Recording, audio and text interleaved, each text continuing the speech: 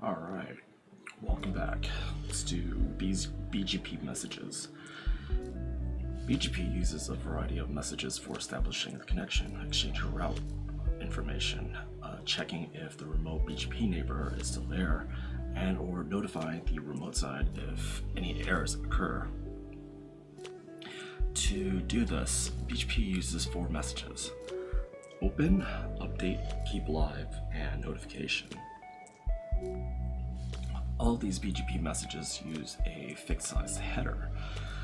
It includes a type field that indicates what type of message it is. To explain these BGP messages, I will show you some Wireshark captures. I will use the following topology like this. Alright, looks like we have router 1 that contains a loopback interface, and then one other interface to connect to router 2, and they share that same subnet of 192.168.12/24. Alright.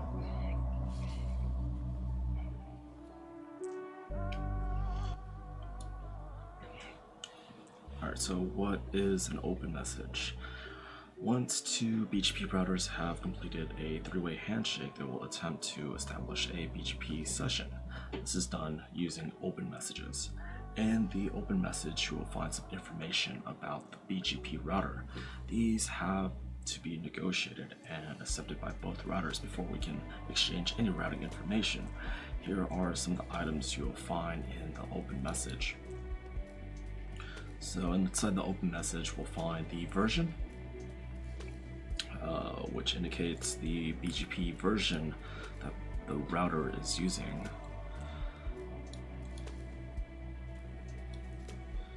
Oh, it looks like it's talking about the screenshot, so let's take a look here.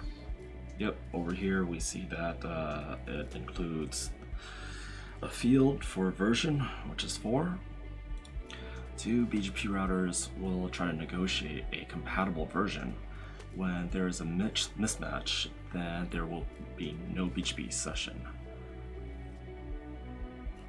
The second field we have here is what autonomous system number this router belongs to. The routers will have to agree on the AS numbers, and it also defines if they will be running internal BGP or external BGP. Next we have a hold time, and if BGP doesn't receive any keep alive or update messages from other side for the duration of the hold time, then it will declare the other side dead and it will tear down the BGP session.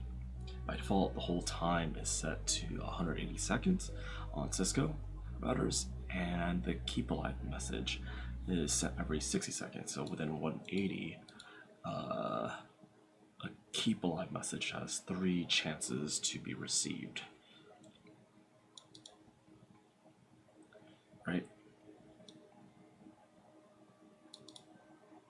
That, and on top of that, update messages could reset the hold timer.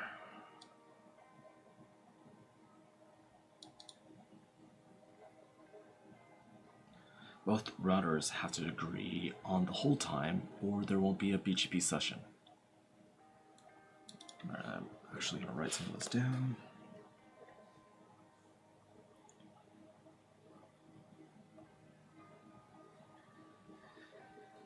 No BGP session if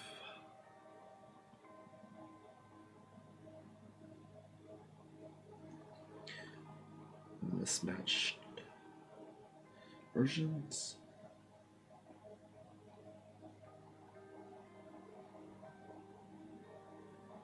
or mismatched hold timers.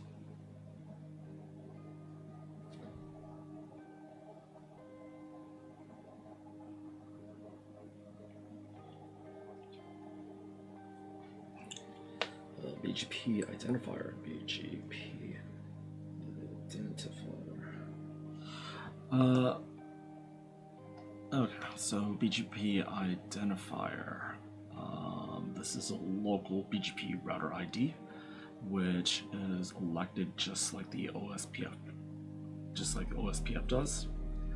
The use of router ID that is configured manually with the BGP router ID command use the highest IP address on any loopback interface, and if they don't have that, then use the highest IP address on any interface, and that's physical. And then there are some optional parameters.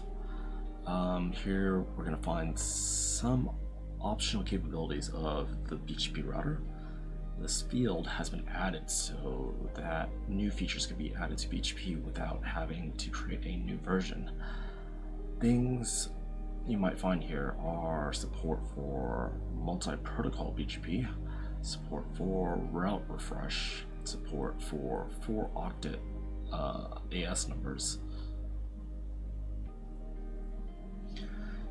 Here's an example of a Wireshark Capture of an open message between R1 and R2.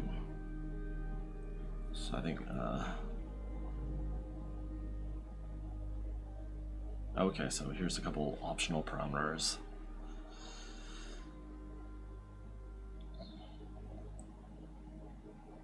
Above, you can see the open messages from R1 to R2. You can see that things that we discuss, the BGP version, the AS number, hold time, BGP ID, and the optional parameters. The marker on top is used to indicate if we use MD5 auth or not. When it's filled with ones, then we are not using authentication. So where does it say that? Okay, so there's this marker here.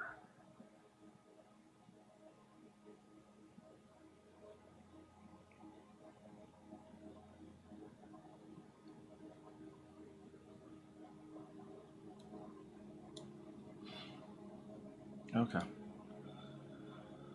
Alright, let's go to update message. Once two routers have become BGP neighbors, they can start exchanging routing information. This is done with an update message. In the update message, you will find information about the prefixes that are advertised. In BGP language, a prefix is referred to a network layer reachability information, NLRI. Here are some things you'll find in an update message. Withdrawn route length. This field shows the length of the withdrawn routes field in bytes. When it's set to 0, there are no routes withdrawn, and the withdrawn routes field will not show up. But what does it do? Withdrawn routes. This field shows all the prefixes that should be removed from the BGP table. Total path attribute length. Here you will find the total length of the path attribute field. Path attributes. The BGP attributes for the prefix are stored here. For example, origin, AS path, next hop, MED, local preference, etc. These path attributes are stored in TLV format, type length value.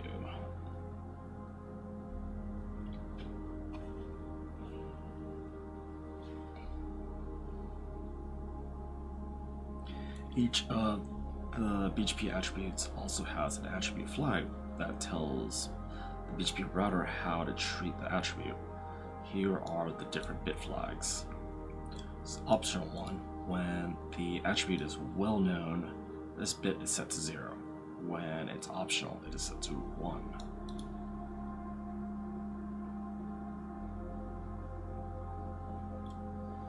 Transitive. When an optional attribute is non-transitive, this bit is set to 0. When it is transitive, it is set to 1. Partial. When an optional attribute is complete, this bit is set to 0.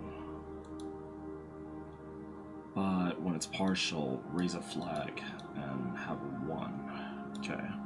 Extended length, when the attribute length is 1 octet, is set to 0. For 2 octets, it sets it to 1. This extended length flag may only be used if the length of the attribute value is greater than 255 octets. Let's take a look at an update message from R1. Alright, looks like we have a R1 configured with time system number 1, and it wants to advertise out a /32 with the address 1.1.1.1, which actually happens to be something now. It's a DNS server. I forget whose it belongs to, however, but it's one of the newer ones.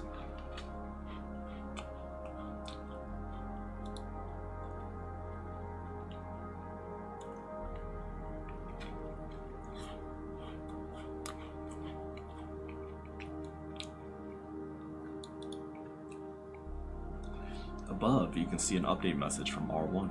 No routes are withdrawn, and there are a couple of BGP attributes. You can see origin, AS path, and a multi-exit discriminator. Where's that? Where is that? Oh, right here. Multi-exit discriminator and 0. I also highlighted some flags. The AS path attribute is transitive, while the multi-exit discriminator is optional. At the bottom, you will find the NLRI information with our prefix. Yep, that was the network that was being advertised, so yep. We'll remove the network command for the loopback interface on R1 so we can see it withdrawn in the update message.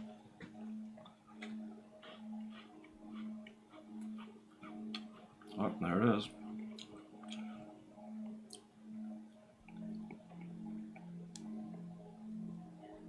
Here you can see the withdrawn routes length, which is 5 bytes. I mean, can I? Oh, there it is. So 5 bytes is enough to hold just one path or NLRI from BGP.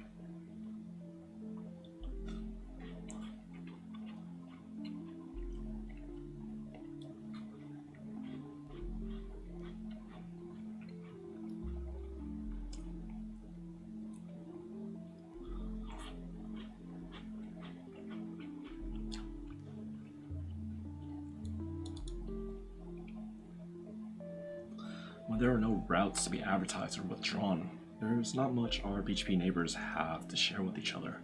To make sure that the other side is still there, we use these keep alive messages, or periodic keep alive messages.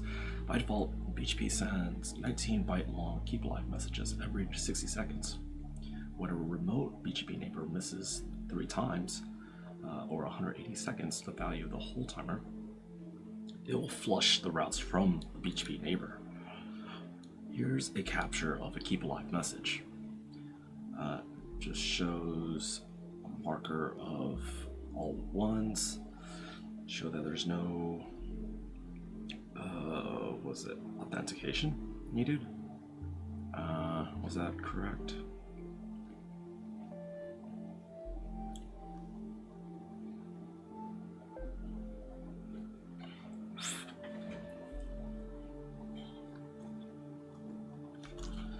Marker. The marker field on top is used to indicate if we use MD5 authentication or not. When it's filled with ones, then we're not using authentication. So yeah, that's what that's for.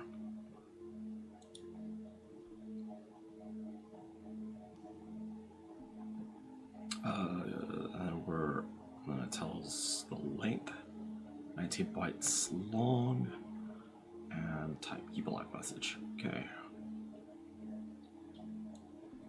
The keep alive message is really simple. It's just a basic header with the length 19 bytes and the type.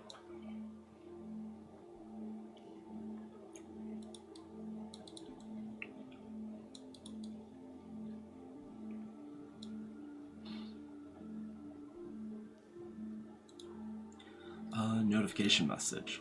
The notification message is used when an error occurs, which will result in termination of the BGP neighbor adjacency.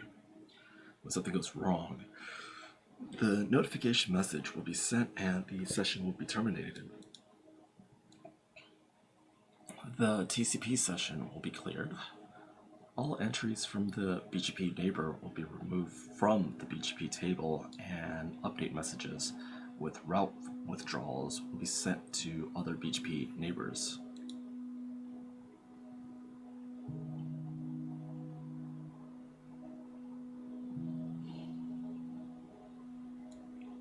There's a list with BGP error codes, and each error code has a subtype.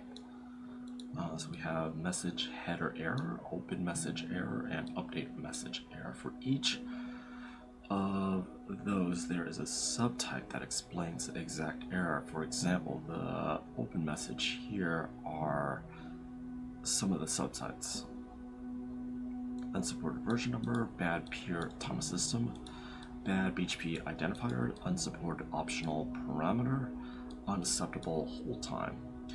The list with all the error codes and their subtypes is quite large if you want to see all of them.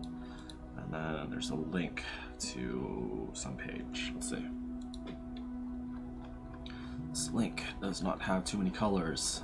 It's all white pages. I cannot go through all of this.